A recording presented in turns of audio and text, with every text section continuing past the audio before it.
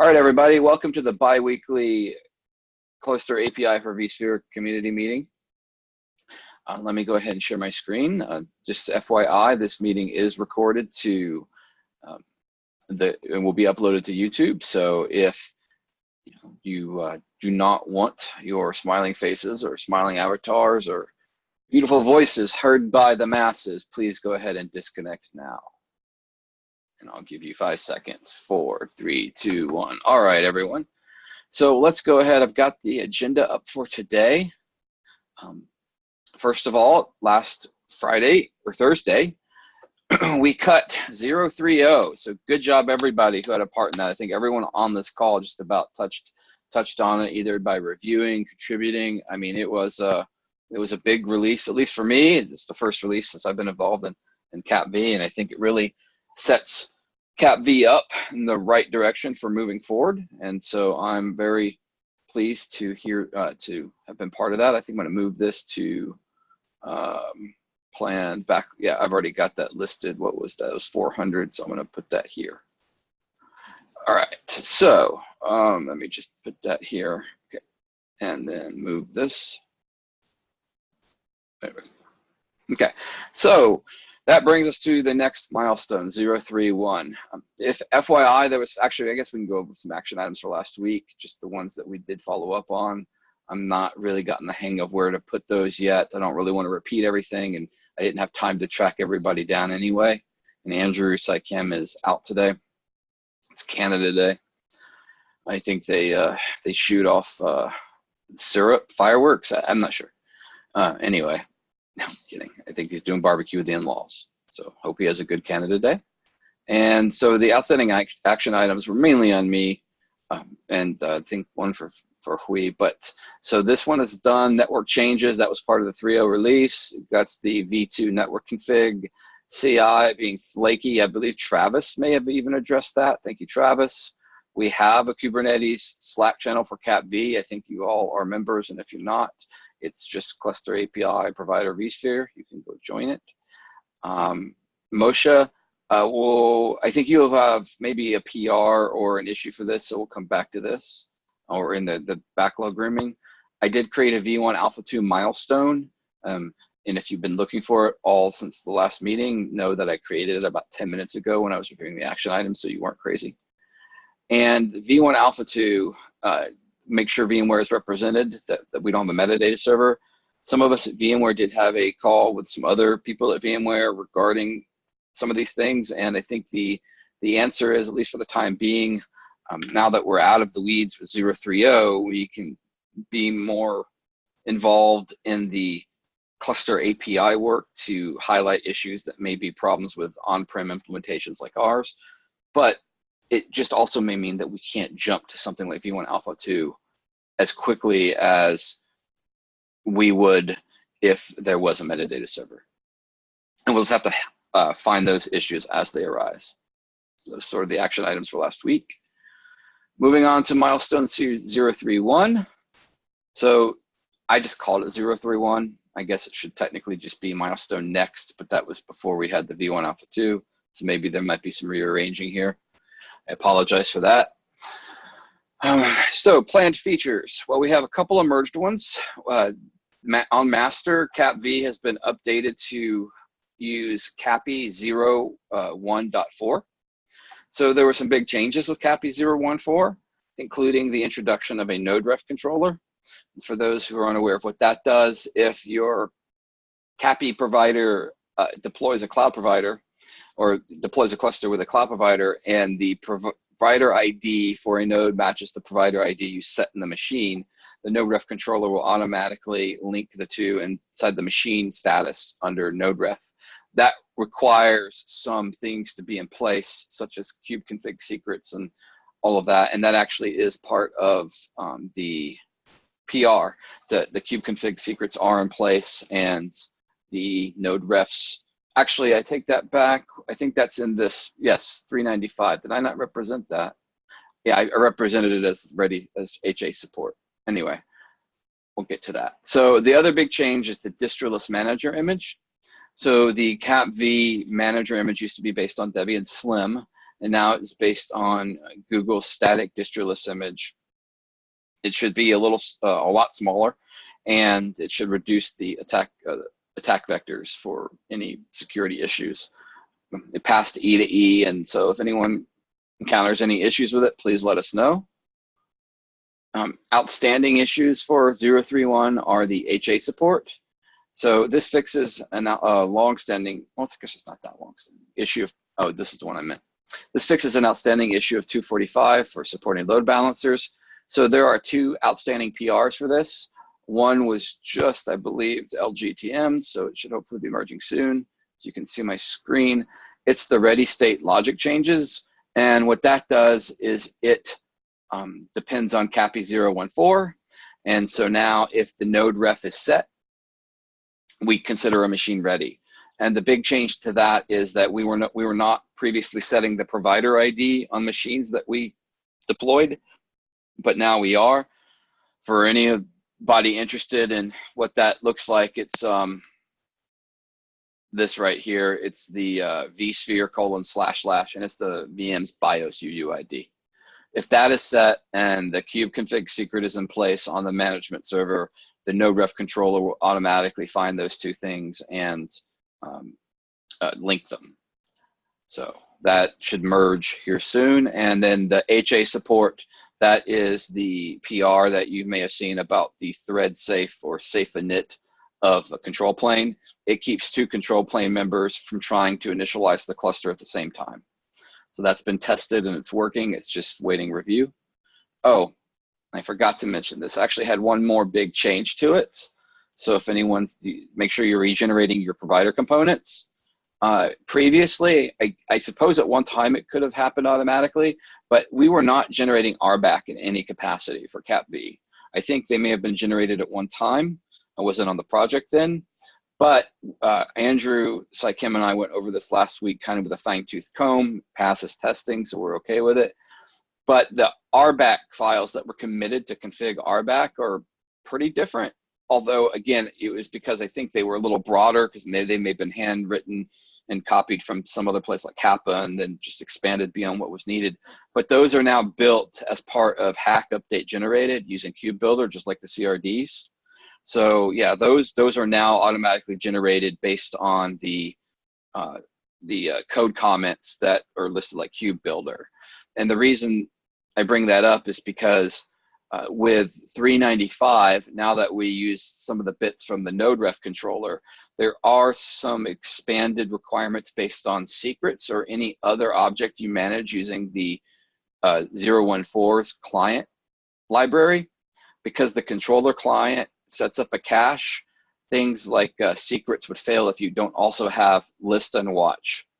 So objects that resources that only used to require something like get, if you're using a client package from the 014, I think it's the remote package, and it's the controller client, you also need list and watch because it sets up a cache for you. So that is fixed in these PRs though. Bug fixes merged. So the 030 release does have a bug. It is fixed in master, but 393 fixes the issue where the provider status for both cluster and machine were not getting patched back to the API server. Now, ironically, everything still worked for the most part until we started doing HA.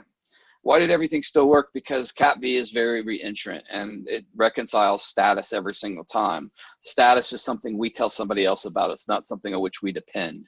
We only figured this out once we changed where we read IP addresses from, which happened to be at a status and it was failing.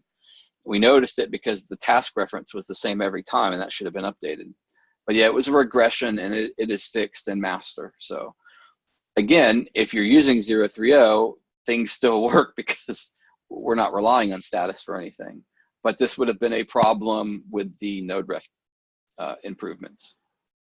So I don't have any other outstanding bug fixes listed. Is there anybody, before we get to backlog, is there anything, well, I take this back. We can move them out of backlog into this. Is there anything though that is pending? Let's just go through backlog because that's pending as well. So the first item. Go ahead, Moshe. Maybe just before we do that, the HA support is actually a two-part issue. So the first is adding multiple control plane nodes, uh, but the second is how do you access those multiple control plane nodes? So the load balancer component. Yeah, so Um, that's a good point. Right now, we will support HA by the virtue of the fact that if you bring your own load balancer, it will support HA. This is not providing native support for HA because it integrates with something like NSX or anything. Native HA support, so that you don't need your load balance. You don't need a load balancer in advance. We were going to introduce that into sometime in the near future for something like VMC that can use load balancers from AWS. But yes, all HA support means in this context is that you can have multiple control plane nodes, and they will come up without stomping on each other. But unless you've got static IP set up and the load balancer set up in advance, it doesn't indicate that it should almost say support for HA if you have your own load balancer. So like BYOLB, if you've got your own load balancer, we will support HA. But so VMware itself, without deploying additional VMs, which I'm kind of against because that's just more infrastructure you have to manage, it doesn't deploy like HA proxy on some other node or anything, or some machine or anything. so there's actually like a middle ground that doesn't require an external load balancer, and that's the client-side load balancing. So instead of having the control plane endpoint being a remote IP, you can make it localhost, and then you have your HA proxy listening on every control plane node, and then you distribute the control plane endpoints to that HA proxy. So actually another project of mine, Skate, does something like that. It sets up core DNS on each control plane node that's outside the scope of Kubernetes, and it just sets up a round robin CNAME that's essentially the same thing. So Yeah. I mean, we can attack something like that in a separate PR, but without this, none of that works, right? We have to support multiple control plane nodes coming up at the same time. Or one waiting on the initial one to initialize the cluster, and that's what this does. And it also supports the it also supports using the specified control plane endpoint as opposed to always using the IP address of the first control plane node. Okay. So yeah, I mean, if that's something that we want to discuss separately, then absolutely. And if you notice that this is not listed as HA support in either of the PRs. I think it's called ready state changes and something like, where is it? Like thread safe cluster and init join logic. But those are what it requires to even support bringing your own load balancer, whether it's internal or external. Without those, that wouldn't work. Okay. Okay. All right. Any other questions on that or comments? Do we maybe want to open up a new issue or add on to the existing issues, the various types of options, and kind of discuss options going forward on that?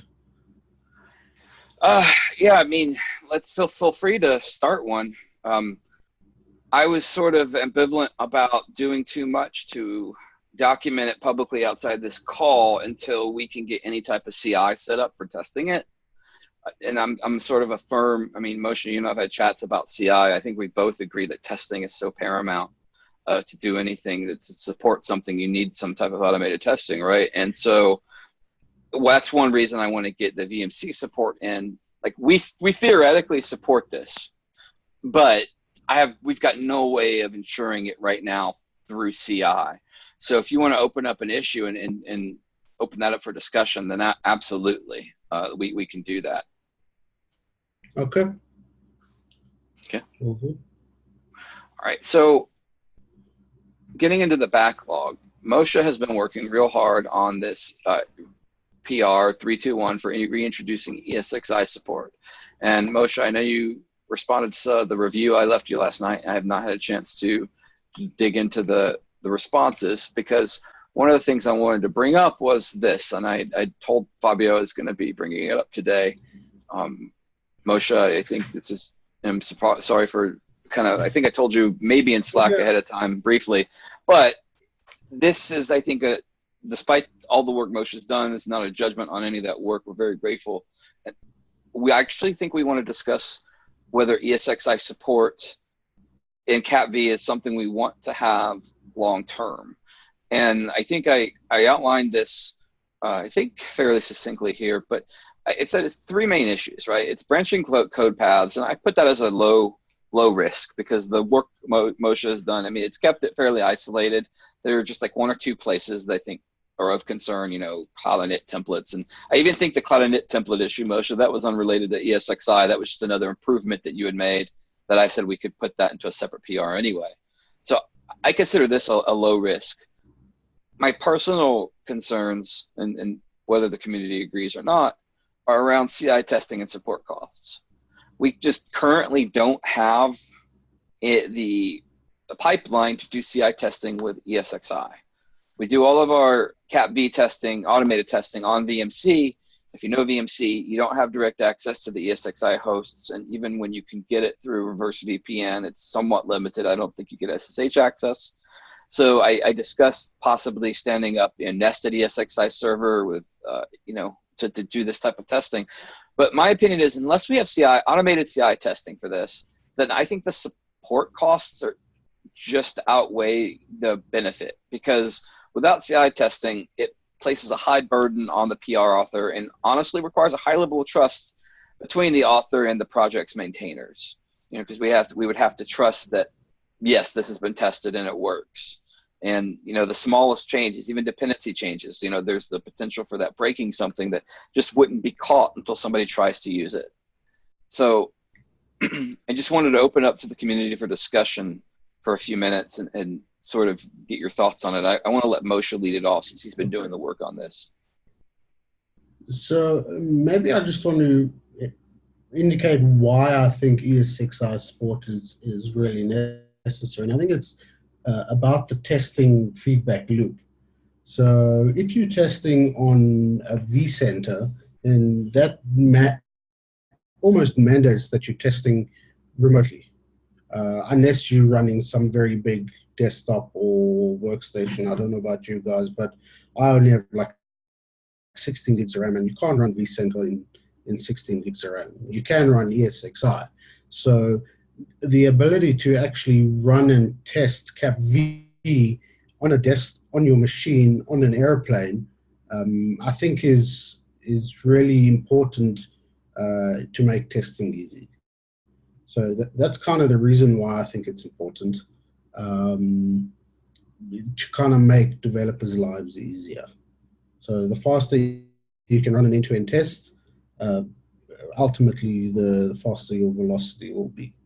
That's kind of the way I see it. Whether you would use this in actual production, probably not. Although I've always kind of been a big proponent of decentralized type of control planes. So vCenter is a control plane, and you could potentially run very large ES6i hosts and not use vCenter at all. But that's not really the motivation. The motivation is that feedback loop. And I think with nested virtualization, well, that's what I'm using now on VMware Fusion. I don't see why we can't set up an ESXi nested virtualization on VMC itself, and have that running. It shouldn't take that much extra work and maintenance. And I am prepared to kind of own this feature and kind of maintain it going forward. I know I don't have much history, but that's kind of where I sit on this matter. I think this is in line with the original thinking behind this this feature. I was the original author of the support for ESXi, and the idea was that, exactly like you said, Moshe, when you have like limited resources in your laptop and you want to get like a tighter feedback loop when you make a change, it makes sense to just have like a running ESXi host in your machine. I was actually using this together with Vagrant and building like my own ESXi boxes with Vagrant, so I could just stand up like a brand new ESXi every time I needed one. So like the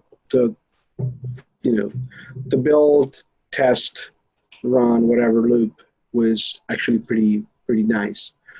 But I agree with Andrew's, on the challenges of maintaining this thing, like in the long term. Code branching, I think it's not a issue. Like there's a clear path where you can detect if you're running against a ESX or running at a VC, and this is coming from GoVMommy, so that's pretty clean fork in the road for the code. So that's pretty clean. Well, I'll say for now that's the case. And what I mean by that is for now there's really only one place we even care about branching. But there will be features added like automatically importing OVAs into content library and then cloning them to templates and stuff, that the number of places that we have to be concerned about, whether it's vSyn or ESX, can grow. We just have to be very clear on what features are supported where. That's a good point. I think I was referring more to the fact that the branching happens at a very specific stage more than like in a specific part of the code. My understanding is that other parts of the code do not get that much involved in like vCenter or ESX specific API calls, like in the creation process. They shouldn't. They shouldn't, right? I mean, based on Moshe's work, it's really only the create, and then the update should be fairly. I mean, yeah, right now it's basically the clone. Yeah.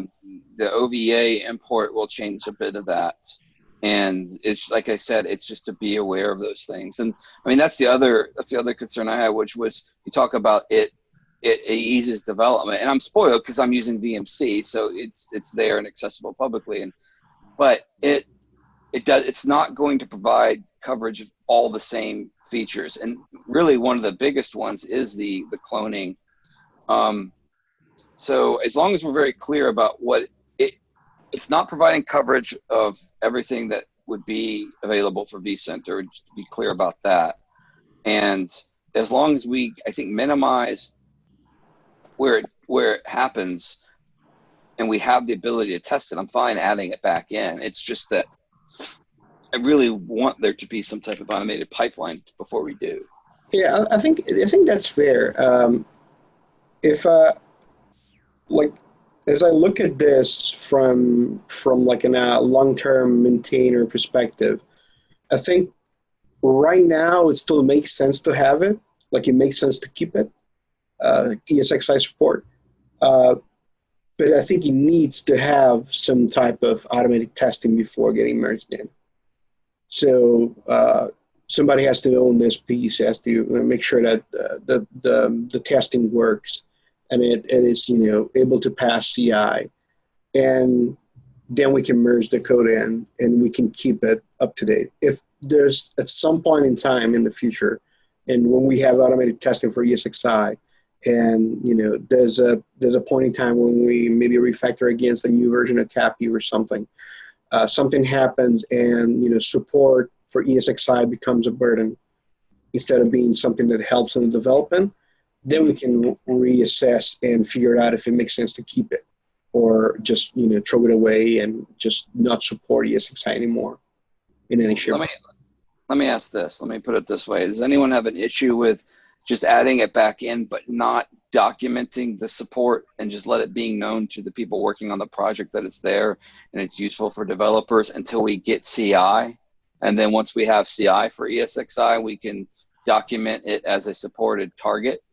I mean, if anyone looked at the code, they'd see that it's supported, but this way we're not advertising this to anyone except those working on the project until we have CI set up for it. I think not actively advertising that, it's a good thing, regardless of having CI or not. because I don't want to see that in the wild being used, for other things that are not development of CapV itself.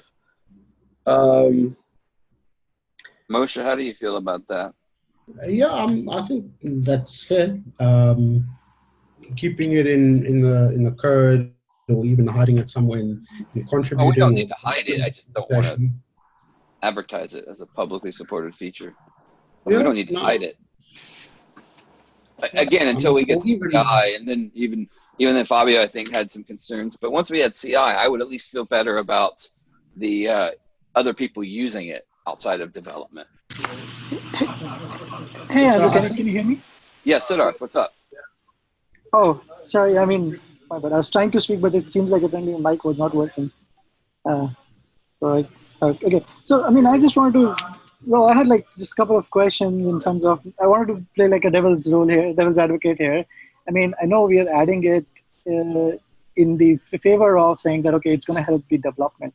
Now, my question is, assuming that CAPI has, let's say, I know it's still in early stage, so by no means I want to say that this is like all matured code and that like no bugs are there anymore.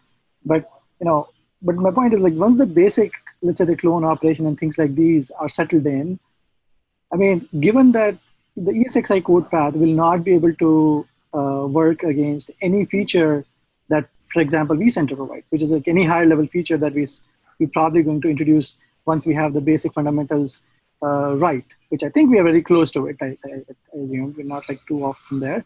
So, like adding this additional big chunk of code, does it really?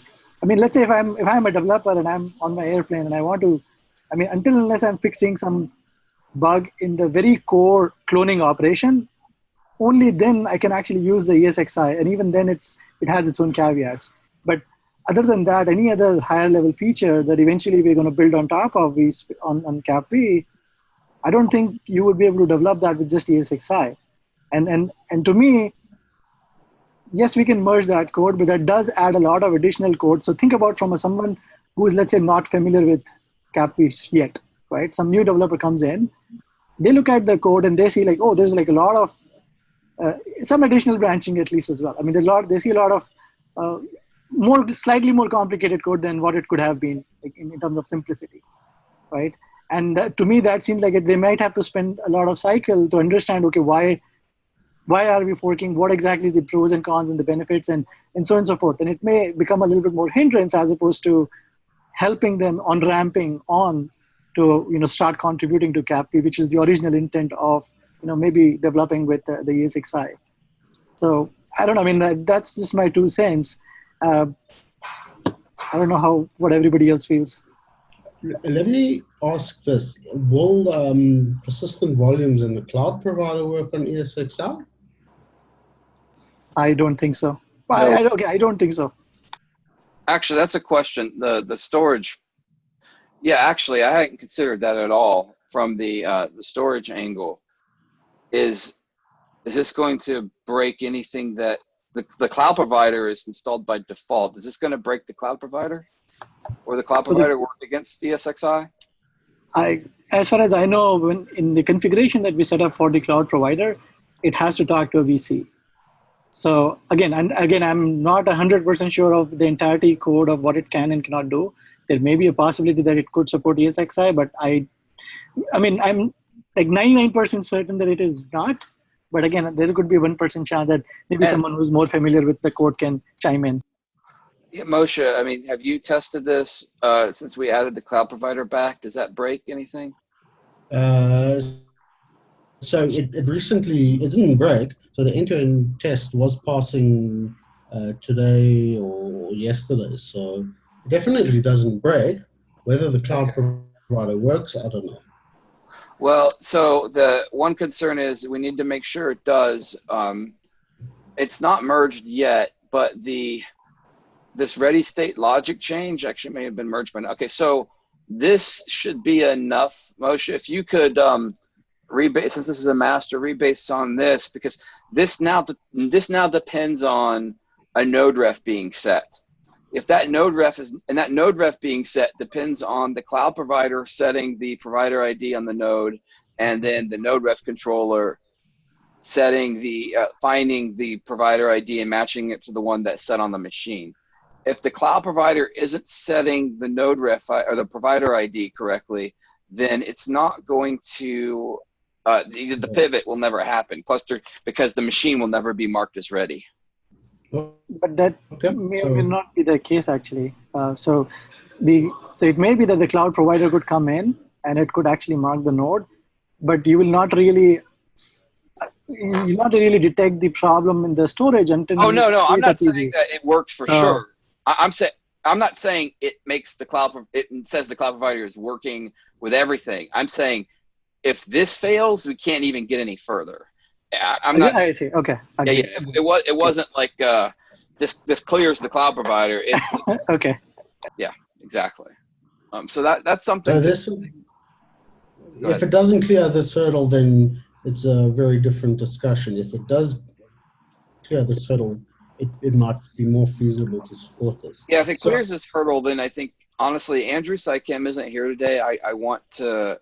That's why I'm creating this issue. I don't necessarily want to wait 2 weeks to talk about this again, but he's the expert on the cloud provider. And so it is right now, the only reason we're not moving to the external cloud provider is because there are some issues with the storage components there that I think he thinks are going to be cleared up shortly. And once we do that, we'll have more control over updating the cloud provider to maybe even meet some of the needs of CAPV. But until then, if any changes that need to be made have to be made to the entry one, so it's a little higher bar to clear. So yeah, if we could find out whether or not it passes this hurdle, and if it does, then I would like Andrew to chime into this and see what he thinks in terms of storage. I just want to make sure it's not going to break anything on your side, Moshe. So one question on the end-to-end. Doesn't the end-to-end actually uses vCenter server? I mean, how would the end-to-end running on this change, for example, will exercise the ESXi code path? Yeah, right? So that's the thing. We talked about that briefly. It's like we'd have to set up some new CI path, but and that's doable. It's just trying to figure out whether it's worth it to get there. So I think that new CI path is probably a good idea to do anyway, because long term you're going to have to start thinking about supporting multiple vCenter versions. I'm well aware, and a lot of that though, Moshe, is gated on something called fast. Well, it's gated on some abilities to VMC that we don't have yet, and if we don't get them or they're not put on the roadmap, then we need to start investigating other places to host CI. Fabio and I, just for the cloud provider, we've had long discussions about that, but we don't want PRs to take forever either. But no, I have a document I can send you that I put together last fall called like the Z-dimensional compatibility matrix, and you have to support something like not just 2-dimensional, 3-dimensional, 4-dimensional, all sorts of fun combinations of versions to make sure things work. So you can always make it like an optional test that gets run just before release or when you're touching that code path, so it doesn't have to run on every single PR. Like I don't think most of the Kubernetes end-to-end tests run on every PR. Well, this is more of a feature than an end. I mean, some of the end-to-ends do, but not all of them. Some of them do. Yeah, and you can't say for sure what you can't run. I want to move past this discussion here in a minute, so we have time for other things, sure. And then we can take this to the issue. But to say that there are changes that could impact previous versions of vCenter, like if you, and I don't know of something, I'm going to make something up, but some stupid change, like I access some new function or property that didn't exist before and expect it to work. Hopefully you catch that before the release. So probably on like a post submit, you might run that, much like Conformance runs on post submit. But yeah. So let me add this comment, and then I'm going to come back to this after the meeting and write up a few other notes I've been jotting down by hand, and then we can have the discussion there. But the PR is basically ready. I think I just need to review his comments, and then we can jump back to that. So go ahead. The only one element on the PR is the fact that ESXi doesn't generate the MAC address on create. I think it does it on power on, unless I'm configuring something differently. Yeah, can you make a note in that issue? It's 400. Yeah, so I did comment on it. That's the Yeah, only kind of that's sort of a giant thing, only because that was you have to have that. That's why you made that change. Okay, yeah, we'll yes. talk about that. Your comment was that it was due to fallback, and I'd seen that, but if this is the real underlying issue, then yeah, that's a big deal. So we'll talk about that. Yeah. Unless Okay. unless there's a different way to solve it, but yeah. So that's Yeah, for ESX, we may just pre-generate them because if it's for develop and testing, I don't care about the collision space nearly as much. So logging conventions, Moshe had raised this about a week and a half ago as a PR, and I asked him to raise it as an issue. You know, he's concerned about the verbosity of the logging, and I don't blame him, but I want to make sure that people are aware of this. So I added some notes here, but basically I don't want to spend the rest of the meeting going over this because we've only got 20 minutes. I want to get through the backlog a little bit, but if people could take a look at 329 and sort of comment what they think the logging convention should be. He gave some great examples here. And Moshe, the one note I made was that I think that there are some things that you put that are actually maybe out of sync with the actual guidelines, so we might want to check that. But other than that, I think this is a good starting point. I myself have been putting a lot of the logs at level 6 lately. Basically, my rule of thumb is anything that is reconcilable or reentrant is 6, so you don't see it over and over again. But anyway, so if people could chime in on this discussion. And yeah, I don't want to spend, we only have 20 minutes left. I don't want to get to the actual backlog grooming so we can get that resourced. Is that okay with you, Moshe? Yeah, cool. Great. All right, so again, I created the milestones. We have 031, we have next, and we have V1 Alpha 2. How we're differentiating them. This is the upcoming release, and it could change to 032, 04, I don't care. The difference between these two are, this is basically stuff we know we want to do. I might need to rename this like backlog or something. And these are issues we find that we know we're going to wait until V1 Alpha 2, just to be clear. There may be space between these. So let's actually look at the outstanding PRs for, well, that's not nearly as good here. Let's do next. Yeah, actually, outstanding PRs, I guess we just need to look at next. So then provisioning, I'm going to move this to milestone net. Oh, it is in next. That's why it's there. Duh. That was stupid.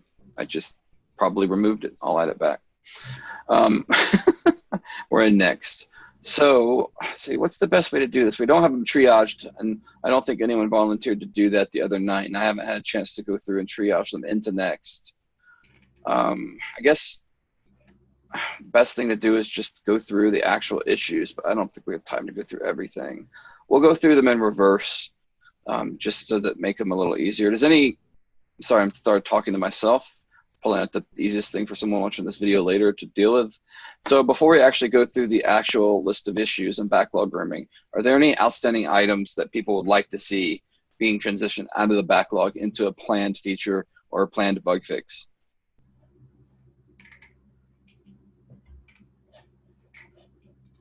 Okay, well, if there's no known issues, then I guess all we can do is go through the open issues.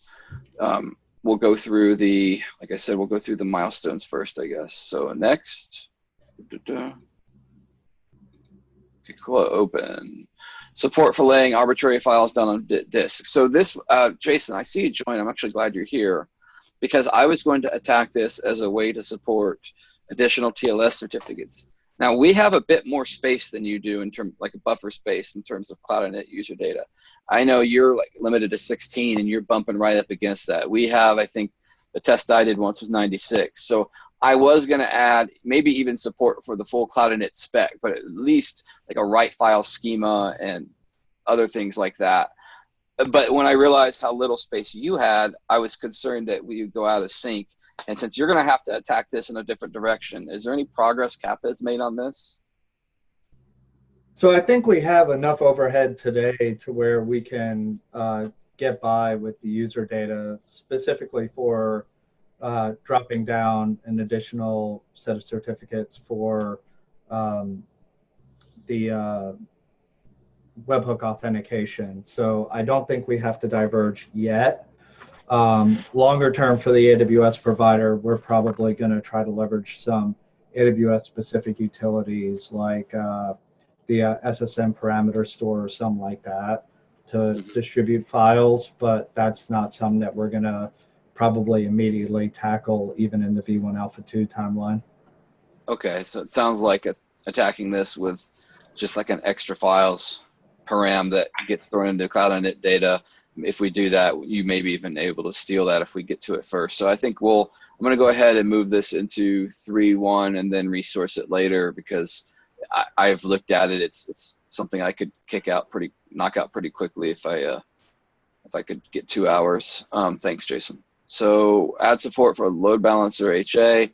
This is So this is probably not going to happen in 3.1 unless we tie it to VMC. We don't have that resourced. Actually, Yassine, are you on the call? Okay, so Yassine has been doing a lot of work with the conformance testing for the cloud provider, and he had a chat with our manager last week, Clint Kitson, and Clint basically said, look, Cat V is the space, let's go ahead and replace Skate, and he and I agreed with Cat V. I told him, spend a day, figure out what you want to do. Do you want to do it via a jump host like Cat V tests are run, because we can't access the Kubernetes clusters on VMC, Cat V stands up externally yet.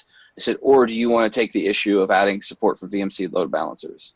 He said originally he was going to do the jump host, but I got a message from him earlier saying, actually, if I don't mind, he's going to take a day to figure out how much work the other would be. Not for me, but for him. It'd probably take me 2 days, but he's brand new to it, so maybe a week. But if he takes this, then we could possibly throw this into the 3.1 release, because then we have the ability to test HA at the CI level. So I'm going to leave this. Actually, I am going to move it into 3.1 only so it stays on the top of my radar and I can move it back later if need be.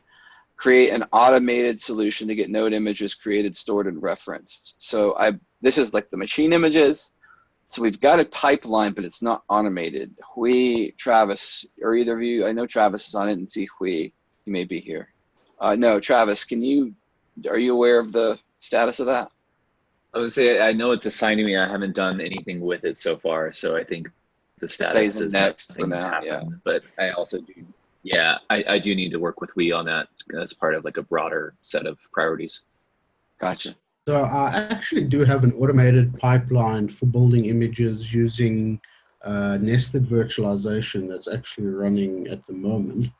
And we have a pipeline as well. Just as not. Go ahead. Sorry. Yeah. So the pipeline that I'm running is fully automated. So it is actually building images and publishing them on GitHub releases. So these are just raw disk images, but my next step was to make it split out OVAs and armies as well. So this is a fully automated pipeline using, at the moment, libguestfs, which uses nested virtualization, and then I'll also have an iteration that uses KVM that will support a bit more testing of the image once it's generated as well. Go ahead. Yeah, so this is something that I'm working on, not for this feature, but as a kind of a community-wide potential solution. Yeah, so I actually went down the same path. The reason, a couple of things. One, you definitely need to be staying in sync with TSC on this with the image stamping. And I know he's pulling from Kappa and Cap V on this.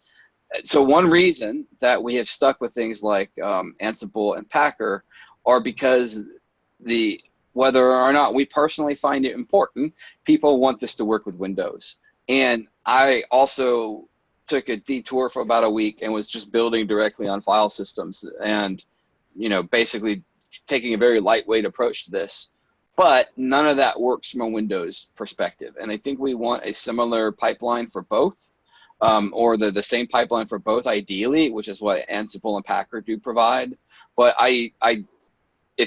that's great that you're doing that. I think that should be something that you sync with TSC on, because for the time being, I think since our current pipeline is based on Kappas and they both basically use the same Packer and Ansible work, we're going to look to automate that for the time being, and then whatever the image stamping tool ends up being, we'll probably switch to that eventually. So if you feel very strongly about the work that you're doing, and it sounds really neat, I do highly recommend that you contact TSC. I know you've talked with them about this in the past, so I mean, yeah. Yeah, so I do have on my backlog to reach back to him, so I will do that. All right, great. So write test for the vMommy provisioner. So actually, again, I don't have time to do this, but if somebody is interested in doing that, I actually may even contact Yassine to see if he's interested. The way that the code base has been refactored, it actually does open itself up to mocking using Gmock.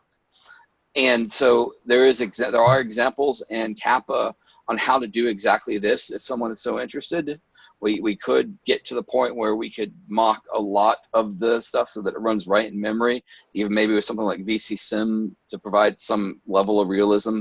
But even without that, the actual things that you would have to mock, I don't think would be overly difficult based on what Kappa has done. But it wouldn't. That doesn't minimize the amount of work required. It just means I think it's fairly straightforward.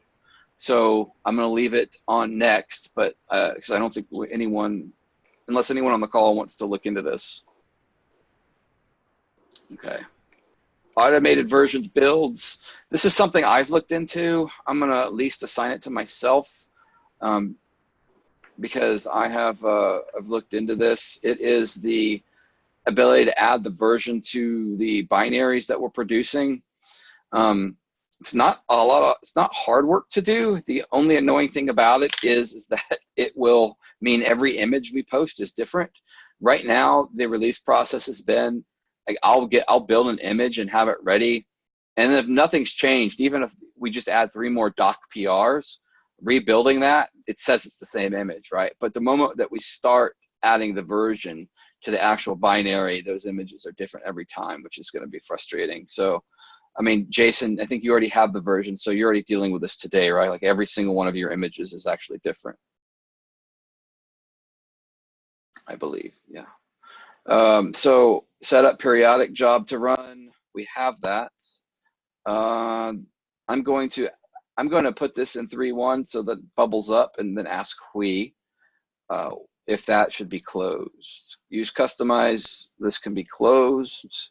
One thing on that one, Andrew, like the periodic test, it is actually there. I have a PR open to remove it. And the reason why is that currently with, once we change the way that the end-to-end test is run, what the periodic test was doing was it was building an OVA and pushing that and using that for testing. And that was on a 24-hour periodic. And we removed that because of the new image stamping for building them. So once you remove that, the periodic 24-hour test is identical to the end-to-end test that it happens as part of PRs. So there's no point in running it. And so, yeah, the last time I talked to Wee about it, and it is still open just because I've gotten the approvals on test infra,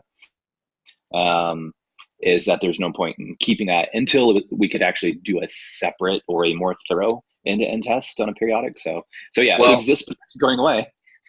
Well, actually, let's talk about that offline. I probably did say okay to remove it previously, but when you said something that just now made me think about something else, maybe put a hold on those PRs, because even if it's the same thing, it leaves us in the test grid, which means when we do replace it with something else, we don't have to get a test grid approver to reapprove us. It'll just be a change to the job, not the grid, which means make it a lot easier. It makes it a lot easier for us if we're going to replace it sometime soon, and I think we would. So it may be worth leaving it, even if it's just disabled or something. Yeah. Okay. We'll talk more. Yeah, but okay. So use customize. The order of the make target seems to matter. I've actually fixed this. So I'm going to just open these and then close. Yeah, fixed, close, fix that. So add vCSIM. Don't think anyone's gotten to that. The machine actuators, delete workflow. So I'm going to go through here before our next meeting and sort of gather all of the test issues and sort of put a label on them so that we can more easily triage them. I apologize for not doing this in advance of this meeting, but up until Friday of last week, it was kind of hectic getting ready for the 3.0 or the 0.3 release. So this is actually sort of interesting. Siddharth, you had this in here. Is this something that you are able or interested to resource? Support specifying a snapshot for cloning? Or is this less of an issue now that we have the images the way that we have them? I mean, I think it still is a useful thing, I guess, primarily because, again, until unless someone is using, let's say, the image stamped, the stamped image that, for example, we publish, and if they're building their own, then, someone who's iterating through that build process, let's say, fine-tune, then for them it might be useful. But, Gotcha. yeah. Okay. I mean, it would be nice to have, I guess. Yeah. So I'll and, go ahead. And you need it for the linked clones, which are definitely a feature for production. You need it for what? So the linked clones. Oh yes, that's the next one, and so that's definitely something that we want. Okay, but yeah, so I was going to ask.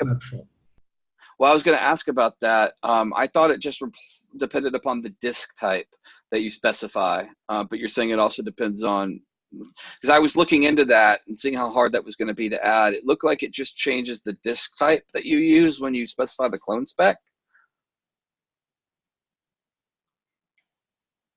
I'm going to move these. I could be wrong, but the last I'm going to move these two. Yeah. Go ahead. But the last time I checked, it was based on a snapshot. All right. I'm going to move these two into 0.3. Sorry, I'm going to move these two into 0.3.1, if nothing else, to bubble them up, because if the link clone is as simple as the disk type, then that may be something we can support pretty easily, which would be nice. That if not, we can always move them back out. Due to time, we're going to do one more.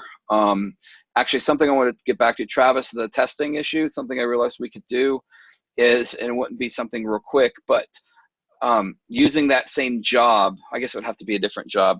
The one reason I would like to do the periodic was the next one here, this. The periodic could be used, or a series of periodics could be used to do the conformance test against the target clusters. Even with a single control plane node, if we specified 4 additional worker nodes, it might be nice to use periodics to generate those. Although let me also touch base with Yassine on that. Again, I'm going to move this into 3.1 so that I can remember to check this.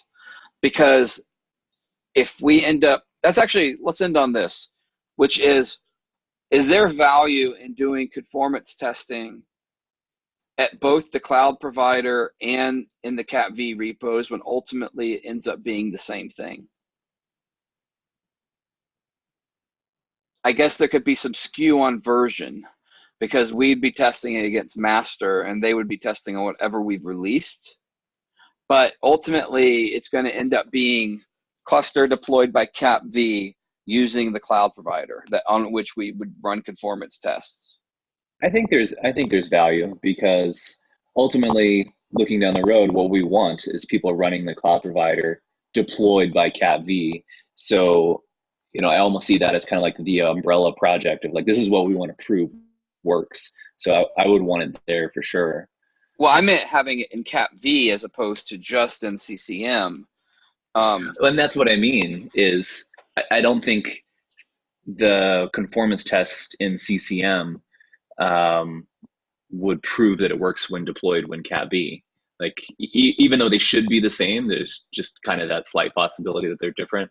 I think you would get the highest level of confidence when you're deploying it and showing the conformance tests from it being deployed the way that we want it to be deployed. That's true. So Yassine is moving the CCM to use CAPV for tests for conformance, but ultimately I think the difference, there is some optics involved, but I think the difference also comes down to if it's it's initiated by the CCM, you're going to be running against the version of the CCM you're testing with a release version of CapV. And if it's initiated by CapV, you're going to be running with the version of CapV you're testing with a release version of the CCM.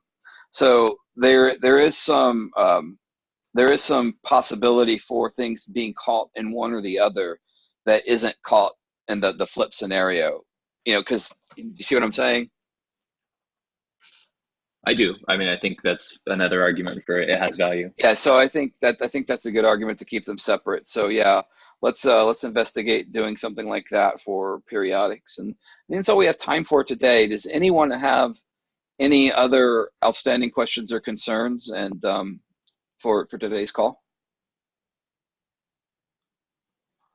All right, for backlog grooming, I'm going to say Andrew punted or moved several to the 031 milestone to remember to look at them.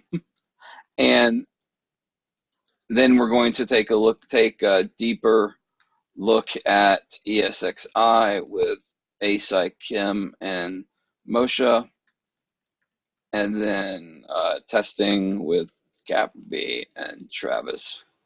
So I think those are the action items. But yeah, so I don't think we have a date for the 3031 release, and I don't think that there has been any pressure on anyone to push something out there. If we do a 031 release sooner than later, I'll let the group know. Just again, we're out of time, but the big deal is we may want to do one that includes the fix for the object state. And if we do, I will simply move any outstanding items out of 031 into the next release. It's just that object state could actually gate people, or it could end up causing actual problems for people down the line. So I think we want that as part of our GA image sooner than later. And if there's any objections to that or a discussion we need to have, we can continue that on Slack. Thank you everyone for attending. Unless there are any further comments, we can break. Great, thanks everyone. I'll post a recording as soon as it's available. Thank you. Yes. Bye, folks.